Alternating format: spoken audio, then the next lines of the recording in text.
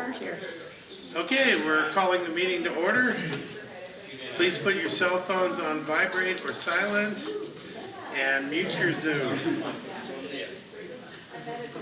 Roll call. Please let us know your name and your position. Jane Kipp, Vice Chair. Emily Herndon, Secretary. Karen James, Treasurer. Anybody online? Yes, we got John online. There we go. Yes, John Levy, member. Great, and Rick Hall, Chair. All right, next item on the agenda is the approval of the agenda. Everyone's had a chance to take a look at it. Do we need a motion to accept? I make a motion to accept. Okay, seconded? I'll second it. All in favor? Aye? Aye. Approved. Aye.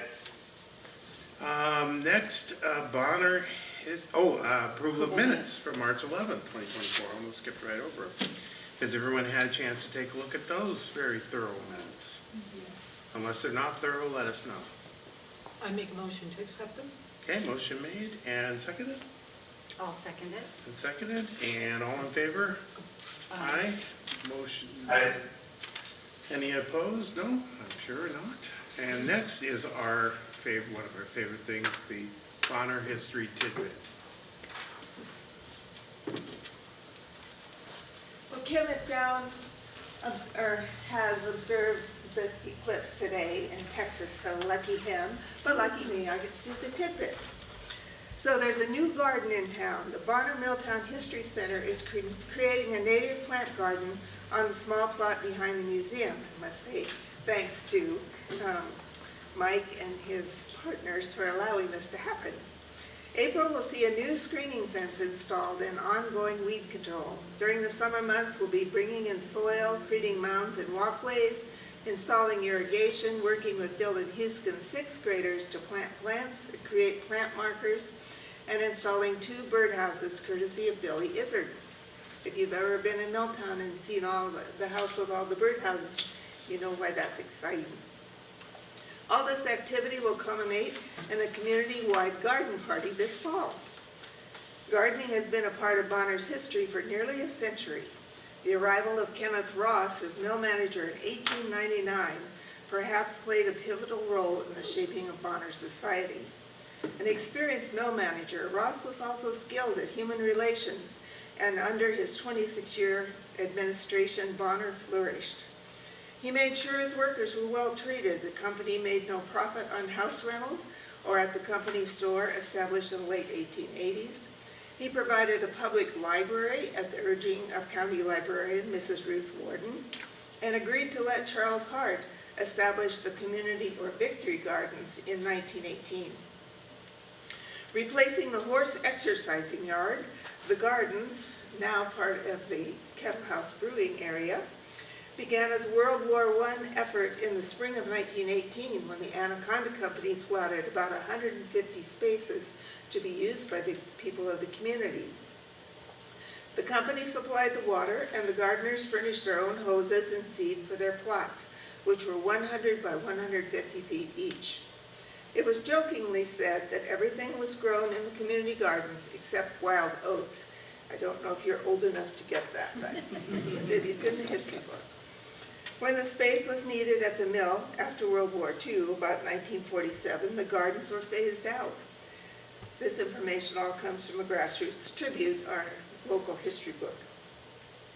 Well, let's flash forward to 2011 and this note in the Friends of Two Rivers newsletter, The Confluence. Billy Izzard has a dream, a community garden that grows not only vegetables, but community relationships and children healthy in mind and body. He started the garden in 2009 for local residents and school children to have a space for producing local healthy food. I was hoping Billy would be here tonight. This is their 15th anniversary. I think that's just remarkable. And Billy gets a lot of that credit. Here's another article from The Confluence, written by Sean Crimmins, who at the time was getting his PhD at the university, and he and his wife lived out here and were really active in the garden.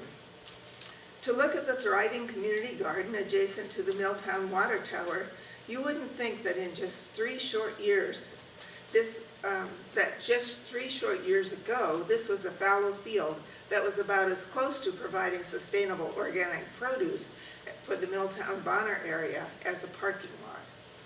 But here we are, a few years, this is 2012, and many hours of backbreaking labor later, and the Milltown Garden Patch, MGP, just keeps growing and growing, literally. In 2011, the MGP dramatically increased its production of produce for donation to area food banks, while also increasing the number of families that had opportunity to grow their own organic food. The MGP has provided several hundred pounds of organic produce to local food banks and area families to date, and now has space for nearly 20 families to have their own gardens. Thanks to the incredible efforts of garden manager Billy Izzard, in an effort to promote sustainability, MGP is attempting to go carbon neutral, remember this is 2012, by using solar and wind power to run a sprinkler system, a high priority for the 2012 season. The MGP is also expanding its outreach program, most notably by assisting staff at Bonner School with their newly formed gardening club. Check out the new greenhouse on the east side of the school. The most ambitious project of the MGP, however, is starting a local farmers market at the Black Bridge on the Blackfoot River. The MGP staff is working tirelessly to secure all the necessary permits to bring a market to the Bonner Milltown area, and hope to have one up and running this summer, which they did. Unfortunately, it was a one-year thing because it's incredibly labor-intensive, and it was super cold that morning, spring with them. Being out on the bridge, selling your lettuce, and having the Blackfoot wind come down over your booth was not good. Check out the MGP website, www.milltowngardenpatch.org. This is still current today, to get a garden application and find out more information about upcoming events and other ways to get involved in a fantastic community project. So I know Joyce from the garden is going to be talking to you guys tonight. Very excited that she's here. Thank you very much, Judy. Any questions for Judy about the history temple? No? Okay, time for public comment on items not on the agenda. We'll open it up to anybody online or in the room. I think we have one. We have one. It's not timely in getting on the agenda. Pardon me? I was not timely in getting on the agenda, so Oh, okay. comment now, thank you. My name's Jim Howard, I'm the superintendent here at Bonner School, and just wanted to make our folks aware, our community aware of our intent. Our board of trustees determined to put before our electorate a levy again this year. As you may recall, our levy effort last year failed by 2 votes. That was pretty painful, and of course impacts our ability to provide the services and the education that we think Bonner's known for. The small school and the level of staff investment and care for kids is what we pride ourselves on here, of course. We want to keep doing our very best at that. So we are putting before the voters 2 different levies, and I have some handouts here. I'll get those out. I'll just pass around, please. And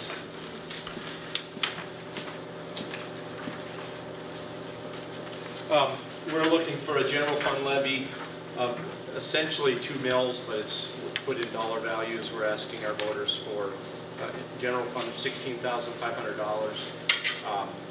Last year, we asked the voters for about $44,000, 5 mil levy, and thought we'd try this way. And then we are asking our voters for a safety levy, which would be a 3 mil levy, and that would raise about $33,000 for us. And with the safety levy, really we aren't going to be adding significant safety infrastructure. We have a lot of costs related to student and staff safety, that from our technology end of things to our mental health with our counselor and our behavior interventions programs. So we would basically take monies from our general fund that are committed to paying those things out of general fund right now, and that would give us some latitude with our budget. So that's what we're asking for. I think the challenge for me is, and for us as a school, is communicating to many voters. They have the perception that their taxes are raised every year by the school district, and I won't mention any possible other school districts in the neighborhood that might talk to you tonight, but Bonner School has not increased a general fund levy in 19 years. And try to run your household budget on the same budget that you had 19 years ago. Tell me how that works out. But that's what we're trying to do at Bonner School, and it's challenging, and we really would like our voters to kind of reflect on that. Kudos to Missoula County Public Schools. They believe, and I think rightly so, that the way to run a school is at the max budget allowed by state statute. So Missoula County Public School typically raises a levy to maintain that max levy, or the maximum part of their budget. So we'll probably talk about that, or will. But that's my philosophy as a school leader at Bonner. I think our kids deserve for us to run the best school we can, allowed by law, and I'd like to see us get to the max. Right now we're at about 93% of the max, and that's it for us. That's a $220,000 shortfall that we could be at some point. I would like to think our voters want us to get there, but I recognize on people on fixed income it's a huge challenge to think about adding more to your tax burden. I respect that. So I guess what I would say, Bonner School is only 21%, just about a fifth of your total county tax assessment. So when you think about, am I going to vote yes or no on Bonner School, there are other players out there who take a lot bigger chunk. Counties, they can take a lot of your money through permissive levies, and they do for various reasons, and you can dispute the value of those or not. But I'm going to tell you, from my perspective, for the people of Bonner and Milltown, this is one of the best values for your dollar that you can vote for right here at Bonner Schools. So we're asking for your vote, and if you can help get the word out, on April 23rd, Tuesday night, 5:30, we're going to meet right here and have a get out the vote effort and try to knock on doors so that we don't have what happened last year, was too many conversations with people saying, 2 votes? Oh, 2 votes. I forgot to put my ballot in. Yeah, and that's like a dagger to the heart. So we're going to knock on doors and say, please get your ballot in. And if you're interested in participating in that, we're going to have some pizza out here and get people fed up, and then plot the community a little bit and send people out. So thanks for your time. I'm sure I would. What date was that? That was Tuesday, the 23rd of April at 5:30. So, Question? Thanks. yes. Is there a place where we can get yard signs? I talked to Annie Baum and she thought there were some. Are there some over there? There's some in those boxes. Oh, in those Grab boxes? some. That's my understanding. They appeared there. I don't know who brought them. Maybe. Well, I asked Annie if she would bring some and she said she would. Okay. And They must have gotten dropped off by Okay. a bomb. I Okay. would grab one. So I told her every council member would take one home. Okay. Well, there's several in there I did see. So, and I think they're getting more produced. Yeah. So, good. So spread the word. Word of mouth, of course, is one of the most powerful things. If you can talk to your neighbor and say, hey, get your ballot in. So, yes. How is this staff salary increase supposed to be distributed? Well, that's going to be partly determined through our negotiations with our teaching staff. So is it going to be across the board, or everybody gets a raise, or just some folks? Well, here's the big challenge. It costs us about $20,000 just to honor the steps in our negotiated agreement. The downward, teachers have another year, so they get a raise just because they're here another year. And to honor that across our staff is about $20,000. We also have lanes. Teachers get move add to their credits and move across the salary schedule. And we're looking at this year with the number of young staff we have that are pursuing, advancing their professional development, we're looking at $30,000 just in honoring those agreements. So 20,000 just to go down for everybody, 30,000 to go right, which we have no choice, this is negotiated in. There's 50,000 that we don't have. Our budget was reduced by the state again this year. So we're making cuts to try to make all that work, and it's really challenging. So a yes vote on this would sort of start to make up some of that. It's not going to cover it all, but so yeah, it is frustrating. We have tried very hard in previous years to increase our hourly wage for our hourly staff. So and the teachers kind of were put on hold a little bit while we boosted the wages for our custodial crew, our kitchen staff, our instructional aides. We don't pay enough on any front probably, but the teachers have been kind of put on hold a little bit, so we'll see where negotiations go. Yes? Are you guys seeing the cuts that you're seeing that's been reported out of Missoula County?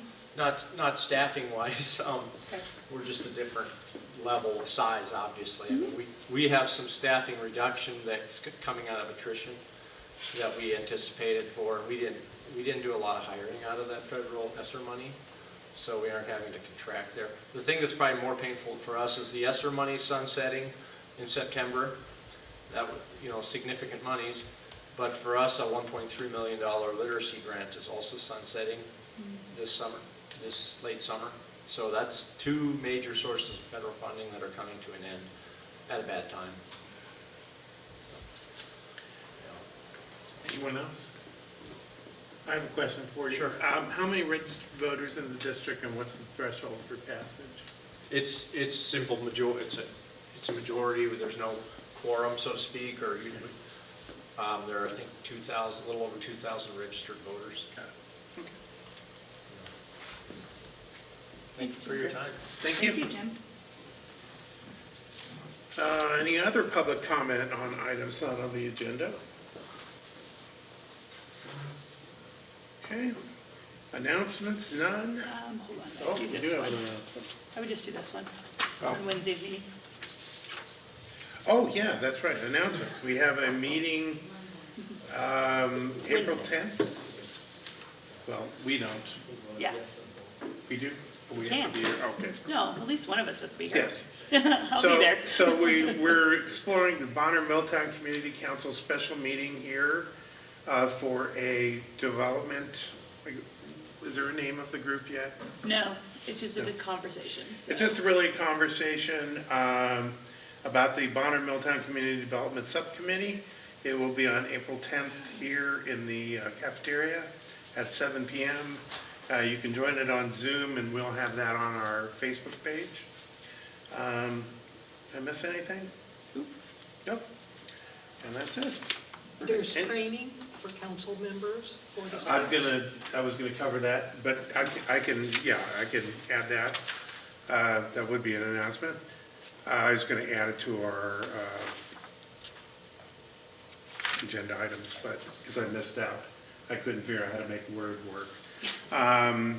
Thursday, correct? From 4 to 6? Wednesday. Same. Wednesday, 4 to 6, board training, which is a requirement for all of us once a year. And you can go online or go in person at the Sophie Moises room. Yeah, it's in one of our emails. Yeah. Which really only pertains to us unless somebody out there is on a board. We welcome you to join. Any other announcements? Speakers. And we have perfect segue into Joyce Morgan and the Bonner Community Garden because we have a horticulture-based night tonight. So come on up.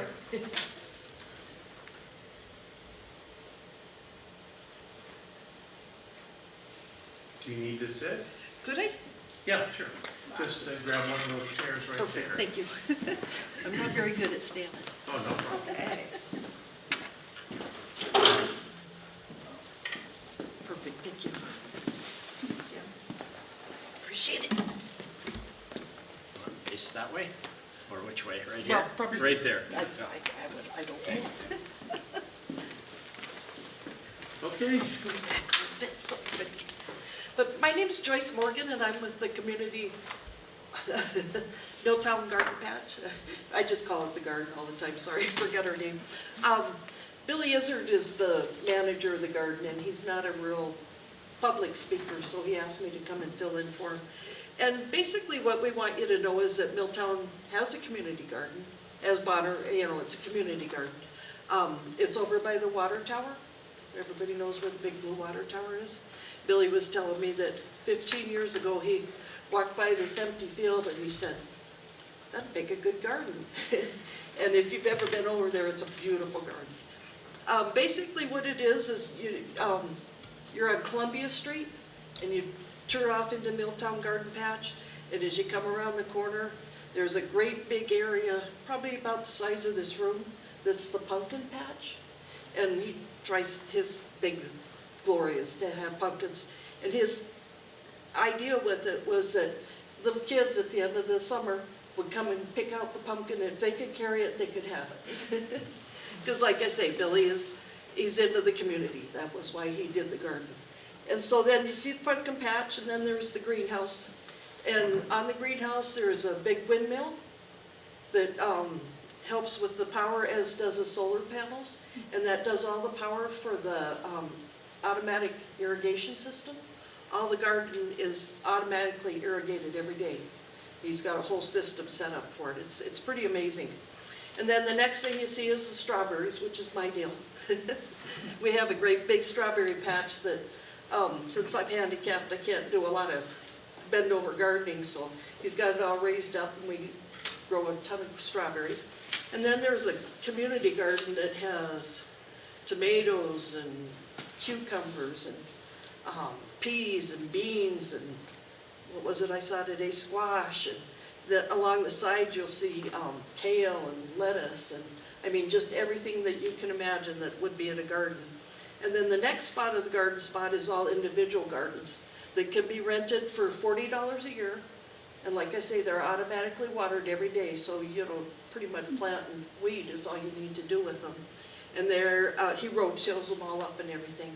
And then the next portion of the garden is picnic tables that are covered, a great big fire pit, horseshoe pit, teeter-totter. I mean, all kinds of things that you can do. And he is always open to people having parties there. There's, no charge, just come in and, clean up your area. But I've had a couple, 3 parties there, a graduation party there, and it's just a really nice, it seems like right by the interstate it'd be not that good of a spot, but nobody even notices. It's really a great place to have a party. And then at the very end, there's a stage kind of over in the corner. I don't know if any of you have ever gone to the Gold Bash that they have over there. It's a big Halloween party that one of the community members does over there. But basically what it is it's just a way for the community to come and do gardening. You can either do your own garden spot, like I say, for $40. You can come and volunteer as a couple hours a day or, once a week or whatever you want to do. And then all that volunteer work, what he does is we harvest on Fridays. And anybody that's volunteered can take pretty much whatever harvest that they want. And what's left, we put in a little stand right by the Moose Club, and that's on a donation basis.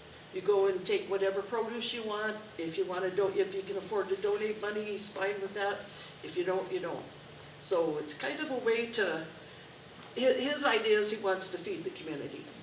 And his community isn't just Milltown, it's the community. I mean, we have a guy that comes out from East Missoula. He comes pretty much every day and ends up getting all sorts of produce and a way to feed himself, when he goes home. And so,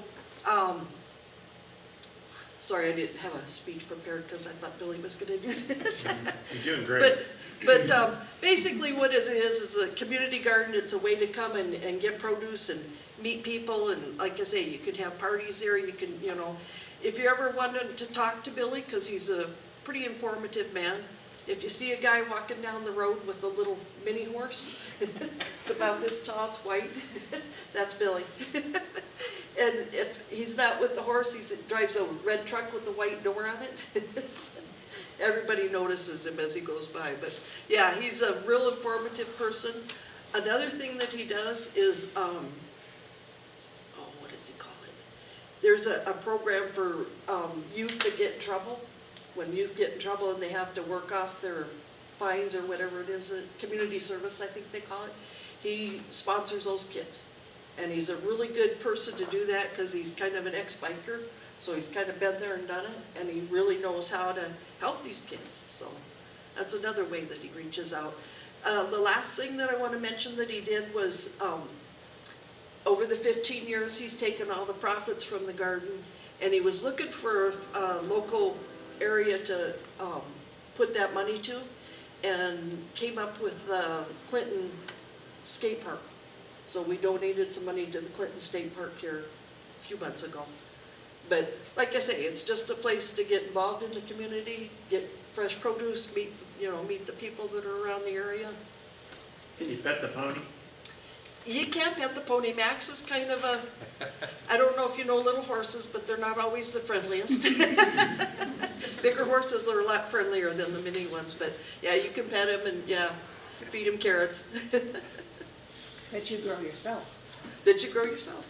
How big are the plots? The plots, I wrote that down too. 7 by 14. 7 by 14. There you go. Thank you. You're welcome. I did have that written down. Yeah, 7 by 14 plots, but at one point, I'm like I say, I'm not real good at gardening, and I was helping out, so he built tires that were up high so I could try and garden. I mean, you tell the man what you need, he'll make it. Okay. He's pretty good at doing whatever you need, especially if you want to come and volunteer. He's really good at him if people want to come and volunteer. So, like I say, have your own garden, come volunteer, buy it the thing, or of course the last thing is you can just give us money. How many rental, how many rental spots are there? And I think- Has it been full in the last several years? Just curious. I was talking to him today. I thought there was 15. We didn't actually go count, Oh, it's okay. but yeah, around 15. Okay, great. And have 15 they been- available? Have they been pretty full? It's kind of funny because people are funny when they garden. They come and get it, sounds good in the spring, and they plant it, and with it being on, and they come and water it a couple of times, and then you never see them again. We've had a few of those. Understandable. But they're, the people that do come and actively garden and stuff, we usually have probably about 10 gardens that are pretty nice, and it's just beautiful there. Absolutely beautiful. He's got bird houses all along so there's birds all the time singing. Sorry to say I've lived there for 10 years and I had no idea that existed. I didn't know That's why I'm here. I was at the Yeah. Historical Society, and Rick says, there's a garden here. And I said, there's this community council. Before So- years to get so to the storehouse. between the two of us, we're trying to finally figure out meeting. to get it around to the community. And Yeah, absolutely. That's what our job is. So, any questions? Gary, did you have another question? Oh, no, you asked the question I had. Yeah. Okay. But like I say, if you see the horse or you see the truck, a man never shuts up. I'm going just to meet Bill, so. I'm gonna do that. You want to pet the horse? Yeah, and he never tells the same story twice. I've known him for 15 years, and he's never told the same story twice. All Awesome. right. Thank you so much. Any, Thank you. no questions? No? Okay. Pretty good about walking. Just not around. And the next person on our agenda is Hellgate High Principal Judson Miller. That's me. Hey. So, You don't need a microphone, I see. no, I don't think so. I'm gonna use my coaching voice. So, I appreciate you putting me on the agenda, and I'm excited to come talk just about kids, actually. And before I get too far into it, I want to introduce one of our assistant principals came tonight, a Bonner resident, Britt Hanford. So she's joining us. She was a longtime English teacher at Hellgate High School, and we had the good fortune of having her apply for an assistant principal job. So now she's an administrator, and I get to work with Britt every day. So we're represented well by the Bonner lawyers at Hellgate High School. So I'm doing some of these community meetings as we prepare for our levy. In echoing a lot of what Jim said, we're all overtaxed. I get it. I'm a Missoula resident. my tax bill goes up every day. And I just like people to be able to attach a face to a name and see what happens with the money. And so when Jim's talking about Bonner, or next week I'm going to be in Clinton, or I'm talking to East Missoula, we're all talking about our kids. And we're talking about the kids that I get to interact with every day. And we're the last place they are, until we send them off into the world to hopefully do great things and help us all as we get into our later years. So how does this relate to a levy? It relates to a levy.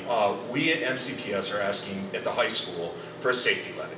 And just like Jim was talking about, every year inflation goes up, challenges arise, and I would say our service model gets more complicated. At the high school level, this comes to fruition. The state funds us at a base rate. So if you think about a high school, it's driven by credits. What kind of classes kids take, what kind of programs students are interested in. And so the state funds that, for lack of a more complicated explanation, at a very basic level. The state pays for 20 credits. So the state pays for 4 years of English, the state pays for 2 years of math, the state pays for 2 years of history, and most high schools try and provide an education that's beyond that base rate. So Hellgate, something I'm very proud of, is the scope of the program we offer. We have a welding program, we have a building program, we have all sorts of internships in which students are doing work out here, they're doing work with different local companies. We put on a spring musical last week. We're working to exceed that state minimum to put kids out into our community that are better prepared and going to be good stewards of our community and our citizens, all of us. And so the levy helps to bridge the gap between that base pay, I'm going to say 20 credits, and what we want to provide for students, which is somewhere between 24 and 26 credits. And often that differential is the extra or the enhancement. It's the building trades, it's the welding, it's the musical, it's financial literacy, it's 4 years of civics and history. And we were just talking about this with our department leader today, just talking about how much I appreciate Montana and being able to come talk to local governments at their most local level. Like, this is civics, and these are the things that we're talking to our kids about on a daily basis. And all of that is part of what that levy funds. And I just, again, wanted you to hear it from me, that this money I am a taxpayer. I also vote for the levies. The money is distributed and worked on by me and a team of people who put that back into the kids' experience, and it creates a safer, healthier school. And we appreciate all of our communities. Like your kids, Bonner kids are our kids, and so it's nice to be able to come out and have these conversations. And so that's just the kind of, again, what I was here to say, and I'm here to answer any questions that you might have. Any questions? What do you, Go ahead. okay, what do you think is, when, talking about some of these programs, what do you feel like has exceeded maybe even your own expectations on some of the programs that you've offered that's beyond normal? Do you feel have made a really big impact on the community? Man, I think it's the scope of program. I think it's the ability for a student to get an internship through one of our trades programs and get served in maybe a remedial math class, or get the opportunity to take an advanced math class and still be work ready when they're ready to graduate high school. It used to be, when I started this years ago, that high school was a stepping stone to a next educational. Most students were expected to go on to a college, either a 2-year or 4-year. And now the world of work needs students who are work ready and who are able to go out. And I think we help share that responsibility and provide some of those programs. And if you don't mind, Jim, can I have the same question at you? What do you feel like some of the some of the stuff that's been really meaningful for you that you've seen in the community in the last, like for the students of Bonner, that you've seen just reflect in the students from the school, like through their education or? Yeah, I think there's certainly a different focus from the high school, and I was a high school principal for 13 years, so I can relate to that focus. But for us, it's really equipping as kids leave Bonner, that they are really ready to hit the ground running at Hellgate or wherever they go, and have the toolkit. Reading, we want our reading score or reading ability to be at top level. Our math prep, they're ready for that. So I think for me, the thing I'm most proud of is the gains we've seen in our literacy, our reading achievement across the grade levels, and the percentage of our kids that are proficient now compared to a few years back. So I think that's the thing I'm most impressed with. And that comes out of the thing I always speak with great pride about in our school and our community, is the top-notch staff that we have here. So and to me that's tied directly to money. We have great people here. I want to keep them here. I want to incentivize them to stay here and not look elsewhere, but you have to value your people and communicate that to them in the way that matters. So that's a long-winded answer. Sorry. I got you to him too. No, that's okay. Thanks, Tim. I appreciate it. I like it, and I want to I'll take one more stab at that. It's just, I think the thing that high schools and all schools are expected to do differently now is the citizen aspect of the learning. It used to be, what do your students know? And now it's, what kind of people are they? And I think that's the partnership. When we have students that come from Bonner, they're great kids, and we're sending out great kids on to the next step. And that might be working for Logjam, or that might be, moving on to the U.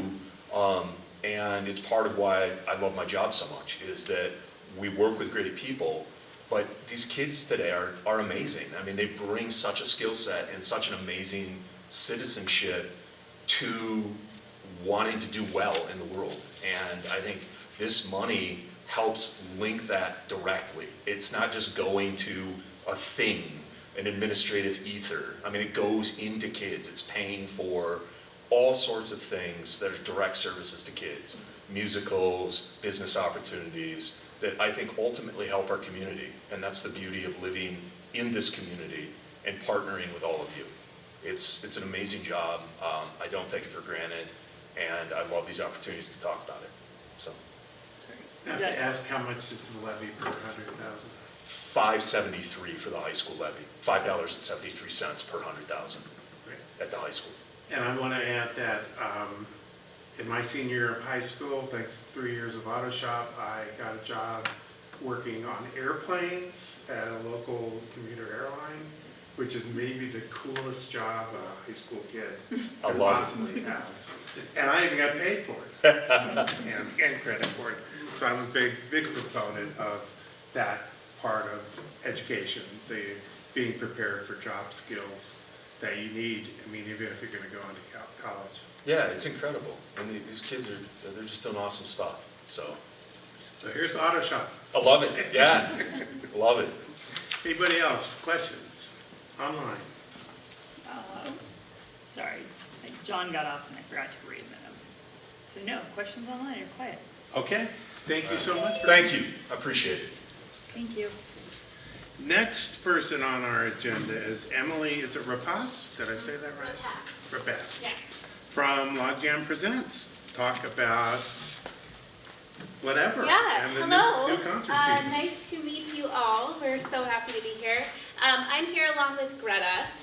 Greta and I are the heads of the operation team at Logjam. So we oversee everything that happens on the day of show, including coordinating with the artists, working backstage, making sure all of the tech hospitality requirements are fulfilled, in addition to managing all of our team that works at the front of house. So in the summer, that's about 250 hourly employees. So we oversee a large team and have a ton of additional kind of support in different departments to help us manage that. So I wanted to talk just a little bit about kind of anticipated upcoming season, talk about a few updates, overall impact, and then just really open it up for discussion or questions. We are really excited to be a part of this community. Greta's roots run really deep. She grew up here in Bonner, went to this school. I grew up in Billings, Montana, and have been with Logjam for about 3 years. So thank you for having us. So we are targeting a total of 40 shows at the amphitheater this summer. The season kickoff will take place on May 15th, with shows running through the end of September. We currently have 37 shows confirmed. I think about 32 of those are announced, so about 3 more added to hit our total of 40 this summer. A question that we've been getting is regarding our partnership with Live Nation. So this partnership came into effect this year, and is a strategic partnership really in order to be able to pull some larger name artists that previously we haven't had access to, particularly in genres of comedy and country. So this is a unique joint venture which allows Logjam to retain full ownership in all operations of our venues. So Top Hat, the Wilma, the Kettle House, and then we have a venue in Bozeman, Elm. So yeah, I guess that's kind of our main updates. We're going to be activating a little bit more community involvement through a vending program at the amp this summer. So we'll open that up to applications for nonprofits, local businesses to set up some booths out there. Any other questions? Where are the booths going to be? So there'll be, if you're inside the venue on the house left, there's a bar with some space. Kind of behind that, near the gate that's between the tap house and the venue. Okay. So kind of where you think the bathrooms should be. Yes. And that will be like food or? Yep, we'll have some food vendors. We're looking at partnering with vendors that can really offer like a grab and go option. Our concession stand out there can get pretty overwhelmed. So looking for vendors that can provide really quick turnaround options, as well as, you know, local nonprofit partners, you know, local artists. Yeah. The truffle fries are screaming. Yeah, don't change that menu out there. I mean, yeah. The grab and go is good, but the real good stuff you stand in line for is wonderful. It's worth the wait. How many shows did you guys have last year? I think we ended up having, I want to say 33. We had 3 shows canceled last year, so I believe 33 played out. What's the biggest hurdles you guys have had in the last 3 years that's been happening out there, and how are you working on trying to solve some of those? I think staffing has been challenging, coming out of the COVID times, and just kind of figuring out deployment and ensuring that we have really proper coverage to provide the level of service and oversight that we need to do. We are about halfway through our interviews. We've done interviews this week and have additional interviews scheduled for the 22nd and the 23rd of this month. So we'll be onboarding probably 50 to 75 additional people, and we have quite a few returning staff from previous years, as well as our kind of full-time roster that works at the Wilma and Top Hat. So this year we are pleased to have so many great applicants, people with a ton of experience, so that just allows us to be a little bit more selective in staffing. Okay. Any other questions from the audience? So ticketing has changed. I see Ticketmaster is involved now. Yep, so our ticketing platform changed. Regarding our relationship with Live Nation, we still set all of our ticket prices We still set our wages for staffing. So though there have been some slight increases in fees, I think it's kind of in line with general inflation overall.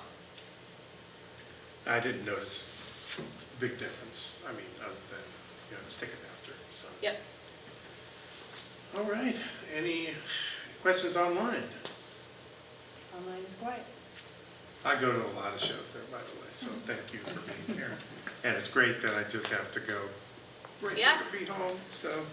Did I hear you guys have a matinee or an afternoon show Yeah, we this have year? our first matinee afternoon show this summer taking place, which will be a whole new operation for Is us. it like but 12 to 5 or something, or? I think the doors open at 11 or noon. And the show starts at 2? I think the doors open at noon, and the show will start around 1:30 or 2. Can you tell us what the show is? Yep, it's Vampire Weekend. Oh, that's right, Vampire Weekend is 2 days, isn't it? Yes. Dinner during the day. I'll be in Portugal again, so. Oh, okay. Thanks, Emily. Yeah, thanks. Thank you. That's it for our presenters. And now we move on to the bouquet period. For anyone that doesn't know what that is, it's an opportunity for anybody here or in the audience or online to recognize someone for outstanding anything. So, anyone have a bouquet? I would like to thank Gary Madsen for getting the lights fixed. So they actually work now. All right, excellent. Anybody else? Judy? Well, with the 15th year of the Milltown Garden Patch, there's got to be a bouquet to the garden patch and all of its volunteers, and principally Billy. Great. So I'd like to just amplify the bouquet for the lights, because that Missoula County Parks, Trails, and Open Lands provided new lights. We've been buying batteries for those lights that were on there, and they weren't holding up, and so Parks, Trails, and Open Lands bought all new lights. So hopefully they hold up, and I'm glad they're working. They look pretty good so far. Great. Anybody online or anyone else in the audience? Nope. Okay, communications. Take a survey by April 5th. That's Public public comment. I missed public comment. Another public comment period. Anyone online or in the audience? You have one more chance too, so don't worry. You can be Yes, shy for a little absolutely. longer. Okay, go for it. On to communications. Take a survey by April 5th, which is over now, to let us know what building types you think should be exempted from needing a building permit. It's at Missoula County Voice, and you can still submit your opinion on it. If you haven't taken it, basically identify what kind of building types, like farm buildings used to be exempt, like a barn or shed or something like that on a farm, and they made them require a permit. So it's identifying what kind of things you think shouldn't need a permit. You should automatically be able to go ahead and build. Let us know your thoughts or questions on the county's routine maintenance to the subdivision regulations at MissoulaCountyVoice.com. And I will tell you, there have been some extensive changes in subdivision regulations thanks to the state, and I would strongly suggest you take a look at what's happening out there.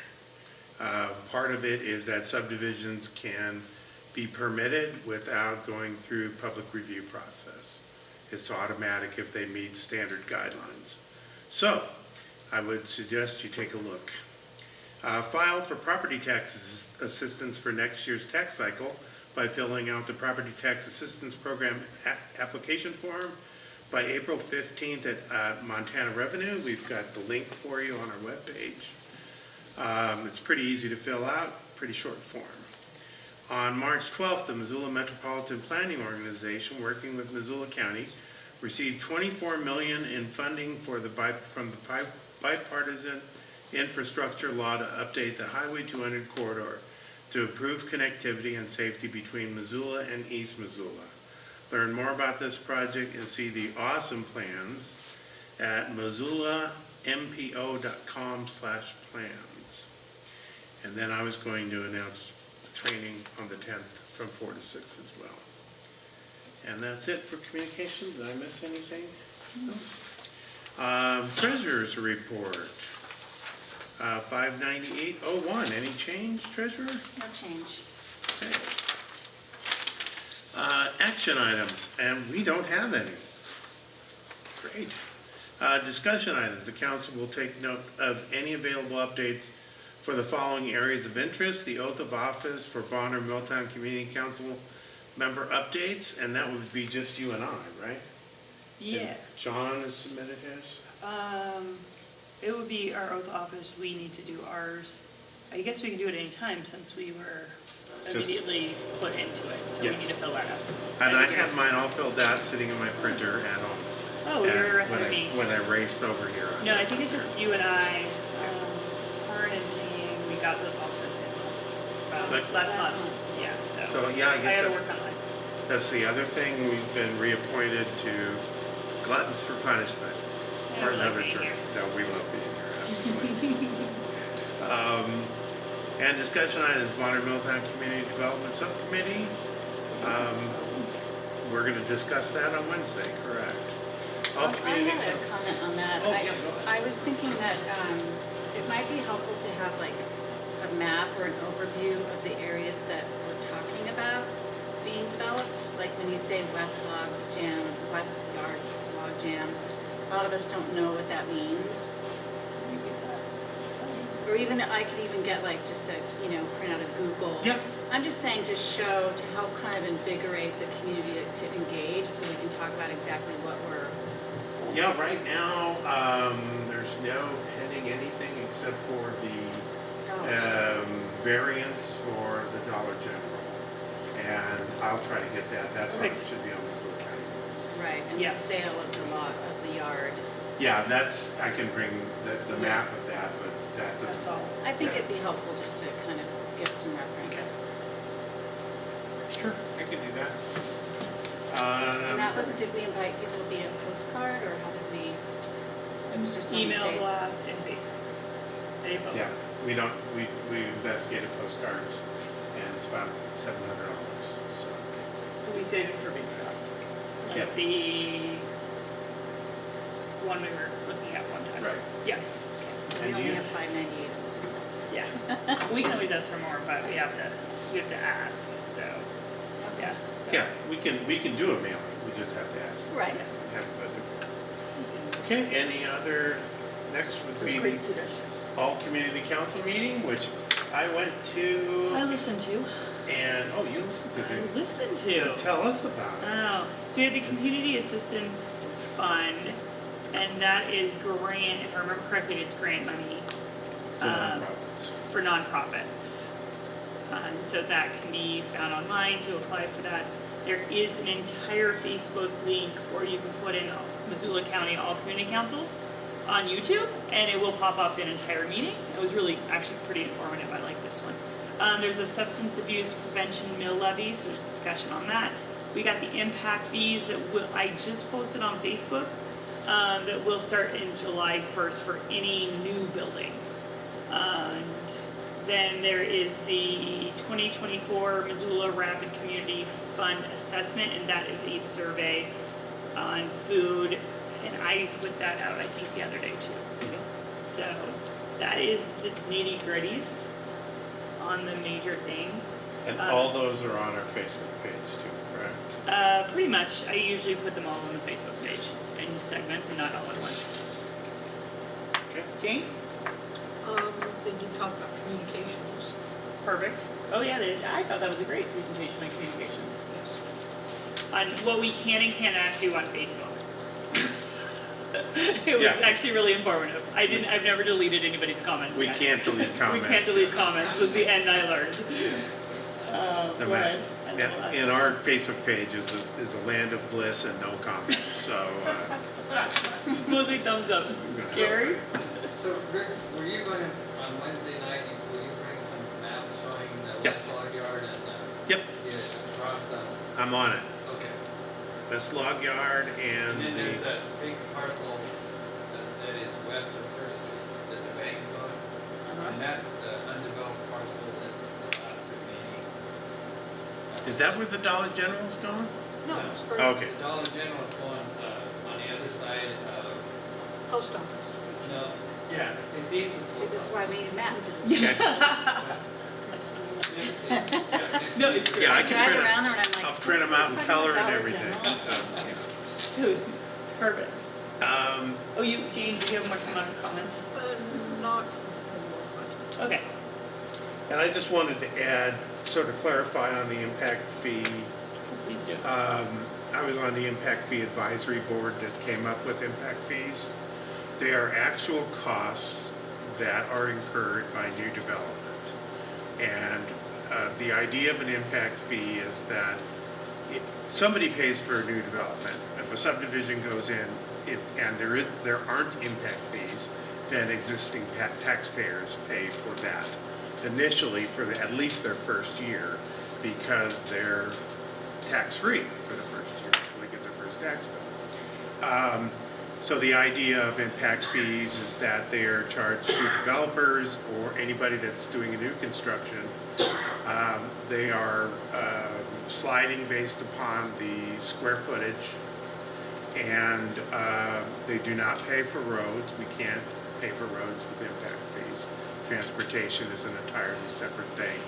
But they do help for parks and lots of other areas. Missoula County Voice has lots of good stuff on what they are. But essentially, there is one in Missoula. If we did not have an impact fee in the county, that would drive development into the county because of lower costs for developers. I will point out, as somebody that's been in planning and zoning for a long time, if you develop where there are no sewers or water systems, then you put the onus of that development on whoever buys property.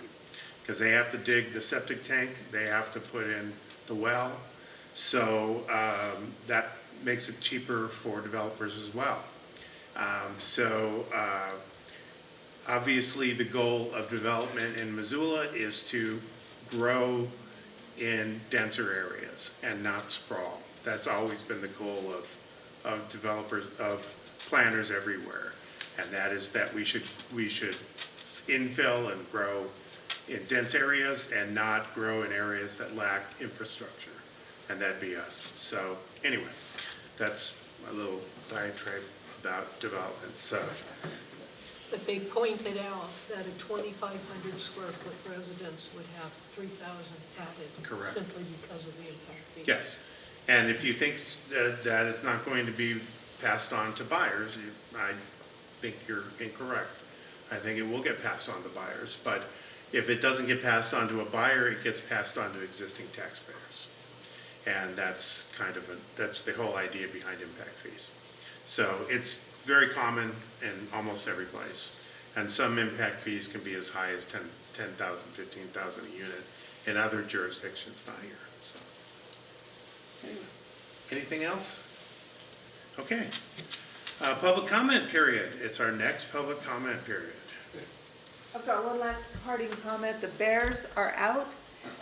Bears have been seen in the neighborhoods here. We live in prime country along the mountainsides here, so don't put your dog food out. Keep your garbage inside until the garbage day. No bird feeders, unfortunately. So let's be good neighbors to the bears so they'll leave us alone. And I should add, if your ring goes off at 11:30 at night and you weren't expecting someone, don't just open the door, because mine was a bear visiting. And I just was going to blindly open the door, and I'm glad I looked at my phone first. So